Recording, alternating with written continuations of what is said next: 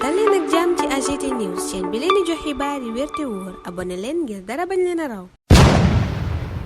AGT News. Bismillah daleen ak jàmm ci chaîne bi ngeen taamul seen bopp AGT News yéenekaay yu bari ci dogal yi président Bassirou Diomaye Faye gontoo jël démb ca conseil des ministres lañu xëy yeggeeñu bokk ca Sud Quotidien mi nuy xamal coppite yi njiitu réew mi bëgg ci wàllu njàng meeg njàngale mi yéenekaay ni coppite yi kay njiitu réew mi sax ci réew mi yépp la ko bëgg waaye démb njàng meeg njàngale mi la gën a sëgg ne nañu ko soppi ba mu méngoo bëgg-bëggu réew mi méngoo itam ak sunuy réalité njàng mi itam lépp lu ca raxte bokk ca di ko diisal mbaamu di ko gàkkal président de la république nee na nañu ko seppi sànni vox populi ne révision globale kay bu système éducatif bi la njiitu réew mi woote démb président Bassirou Diomaye Faye journal bi ne nee na it nanu natt évaluer système éducatif bi xool itam naka la ñuy def ba école bi méngoo ak askan wu Sénégal li muy dund ak li mu bëgg réew mi quotidien sëgg ca la mu wax ci abri provisoire ya paquet programme scolaire école privée yi mu ne it la ca nit ñay fay nanu ko xoolaat teg ko ci yoon ak daara yi mu ne noonu leen boole ci yëf yi ba nu gis ci seen bopp jàpp ne président Bassirou Diomaye Faye révisé na waaye itam corrigé na système éducatif bu Sénégal Le Soleil dikk ci pàcc yi gën a am solo ci njàng meeg njàngale meeg li ca njiitu réew ma wax démb ca conseil des ministres booba it yéenekaay yu bari yeggee ñu pal ya fa am laas ne ba tey président ngay wéy di bale di folli ay niti Macky Sall yi desoon ci seeni place journal bi ne démb dàq nanu yaay Fatou Diagne ma ne woon ca Promogem Pape Mademba bi tey ma jiite woon Sénélec it journal ba ne dàq nanu ko niki Baara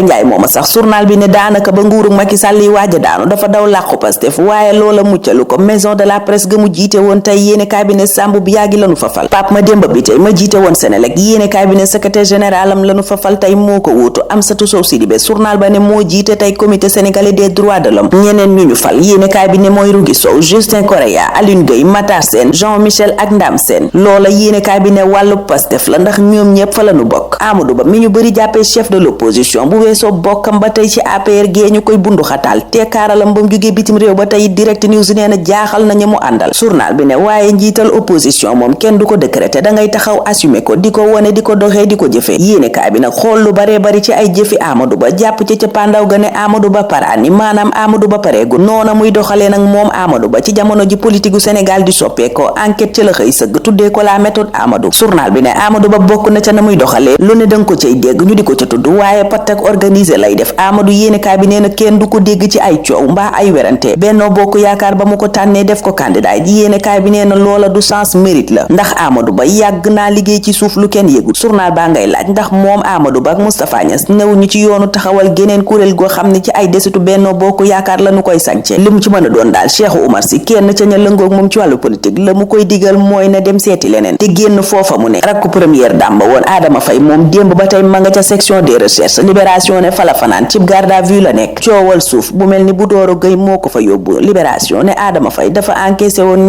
$2juróom-ñaar fukki million ak juróom ngir ay terrain yoo xam ne da ko doon jaay te ba tey forage daane fa den yéenekaay ba ne ñamu jaay terrain di ay particulier benn këyit joxu leen ko woon dossier booba nag journal ba ne dañ caa tegoon conc boobaak léegi waaye génne waat nañ ko ci tiroir yi ndax Adama Faye mooma génn wàll xaalis ba dong la fayoon ñam jaayoon la ca des ba léegi joxu leen ca ñaari dërëm tribune ne moo taxit mi ngi ci guddi gu bët setagul ñeneen ñu ne ci guddi gu bët setagul yéenekaay booba ne mooy presse bi nga xam ne Macky Sall da leen a dribble maanaam da leen a duut paajal leen Bassirou Diomaye Faye ñëw di leen menacer jaaree ko ci service yi impôt yéenekaay bi joxoon ñeen fukki milliards yi Macky ne woon baal na leen ko muy ay impôt yu nu ameloon état te ni loolaa waral coow li ñu bari nag ba coow loola jubee yéenekaay bi ne danoo teg loxo seeni compte loola la CDEPS di sàkku ñu dakkal ka ci Le Quotidien njiital CDEPS Mamadou Ibra Kane di sàkku ci njiitu réew mi mu dalal leen ñu waxtaan ak moom ma ngay it sàkku ñu indi ay coppite Madiambal Diagne moom ca yor bi naan xëy na saafara si mooy doon état tëj suñuy entreprise benn yoon noppal nu ma ngay wax ca boobaleb journal ne moom bor bii mu ameel impôt mënu koo fay nee na it jamono ji Macky Sall newee ci nguur gi ay kontam daan nañ ci teg loxo waaye lii am nee na ay militant yi Pastef yu nekk ca impôt domaine ñoo ko def te fa mu féeteeg la muy wax ci wàllu politique képp a ko waral bés bi la jour naan jafe-jafey presse bi nee nañu la ko waral mooy duñu fay impôt non payeur lañu leen tuddee Mamadou Ibra Kane njiital CDEPS ñu fekkati ko fa muy sàkku ci ministre des finances mu teggi loxo ci seen compte yooye compte groupe de presse yi ne dañ koo bloqué it nee na ca njiitu réew ma wax noppi nañu ñoom ngir waxtaan ak moom jamono jooja Le Peuple Quotidien di ñu yëgal ne Sénégal lépp na $423 milliards journal ba jàpp ca ne kon bor baa ngay gën a diis Le Quotidien ne coow li sax du bor booba ñu jëlee ca eurobond muy 450 milliards yi waaye coow li mooy ni ñu ko lebee. journalu Madiambal Diagne bi ne taux d'intérêt bi mi ngi toll ci 7,75% lu ñu war a fay ci juróom-ñaari at. yéenekaay bi ne moo ne ca 2021 Sénégal leboon na 500 milliards maanaam juróomi téeméeri milliards yoo xam ne 5,3% wane woon taux d'intérêt bi te boobale bor ña ngi ko tàllaloon ci fukki at ak juróom benn maanaam 16 ans. journal bi ne génn wàll xaalis booba ñu lebit ci fay bor lay duggaat. marine nationale ñoom seen bato bu bees bi ñu am démb muy la Kayor Le Quotidien ñuy yëgal ne it dugg na ci ndox mi gannaaw la waaloog la ñaaning di ay xeeti bato yoo xam ne dañoo mën di sànni ay missile war a bokk it ci liy xeex mbëkk mi. duwaan mi xeex lépp lu jëm ci wàllu dorog ak xeetu fraude ak njuuj njaaj directeur général ba docteur Mbaye Ndiaye ca Vox Populi ma nga naan état bu nu gënee jàppale danañu gën a mën a sécuriser suñuy frontière maanaam yokku kaaraange ci frontières yi Sénégal yi ba nu mucc ci yu baree bari. ca Libération moom docteur Mbaye Ndiaye ma jiite douane ma ngay wax ci digitalisation procédure douanière yi maanaam coppiteñ bëgg indi ci lépp luy procédure douanière méngale ko xarala yu bees yi. loola nag am nañu ci àndut ndax bu sottee njuuj njaaj yenn yañ daan def dootut mën a sotti waaye nee na lu gaaya lànk-lànk bu mu tee ña war a def liggéey ba ñoom nanu xuus rek def ko ndax loolaay njariñu Sénégal. ndawi Sénégal yi waxtu woowa critique gis ne réer nañu ci biir jeu de hasard yi yéenekaay bi ne budul Pokémon di loterie mbaa tutikanti te loola yéenekaay bi ne du jur lu dul musiba mbàbba kumba Duudu Wàdd yi daanaka musiba mbàbba kumba lay séentu ci nii nu yoree réew meeg ni muy doxe man ko wax ca boobaleb yéenekaay bi di source a waxtu woowa di ñu wax ci décret de répartition des services de l'État ne penalty bu mag le président Bassirou Diomaye Faye def ndax société d'exploitation marché des gros porteurs di SEMIC SA te bokk ci ministère du commerce et de l'industrie yéenekaay bi ne njiitu réew mi da koo fàtte njiitu jëwriñ yi moom Ousmane Sonko yéenekaay bi ne bataaxal ba mu yónnee assemblée nationale ngir ñu ñëw bokk ci commission ad hoc bi mu taxawal ngir ñu saytu ak sàmm domaine public maritime bi yéenekaay bi ne assemblée googa da koo gàntal fin de non recevoir la ñu jox Ousmane Sonko. Amadou Mame Diop ma jiite pencum ndaw réew ma la mu wax mooy séparation des pouvoirs dafa war a am kon nañu bàyyi ñoom ñi fare ci nguur gi ñu def seen liggéey nanu ko bëgge ñoom waa assemblée Mame Diop jàpp na ne amul lu ñuy def ca booba lépp kuréel député ba woon Boubacar Biaye te tuddoon ko ci mbiram passeport diplomatique waxtu woowa ca source a ma ngay waxi dëggam ci Moustapha Diakhaté mi sàkku ci Macky Sall mu tekki ndombal tànkam ca APR waaye it rëq-rëq yamoon ci élection présidentielle bi xeex gi nu xeex Amadou Ba waral seenug lajj l'observateur naan jamono ji kay li nu war a xeex dëgg mooy dorog beeg ni mu jaabaa jonge ci réew yéenekaay bi ne risque yu baree bari la ci sunum réew am ndax dafay gàkkal deram te ca journal booba neenu léegi tey ñu tuddee ñu pays de narcotrafiquant ndax ni dorog bi baree ci Sénégal gayndey Sénégal yi janook RD Congo bu 19h jotee stade da nga naan leen ñetti point yi képp la nu soxla wunu leneen journal bi di ñu yëgal ne Sadio mi forfait Ismaïla Sarr koy wuutu waxtu woowa lanu lii quotidien di yëgal ne JOJ Dakar 2026 yi Abdou Diallo kenn ci gayndey Sénégal yi fal nañ ko ca ambassadeur officiel ñu jeexalee ca Grand Dakar ak yéenekaay booba di ñu yëgal ne Barthélémy Diaz mairub Ndakaaru sumb na fa démb liggéeyub lycée buy jar $1 milliard moom Bart mu ne daanaka scandale la gox wutal ni Grand Dakar toog boobaak léegi mënta fexe ba am lycée ñun ca loola lanuy taxaw ñaanal leen kenn dal ak jàmm dig dajee ëllëg incha allah. AGT News.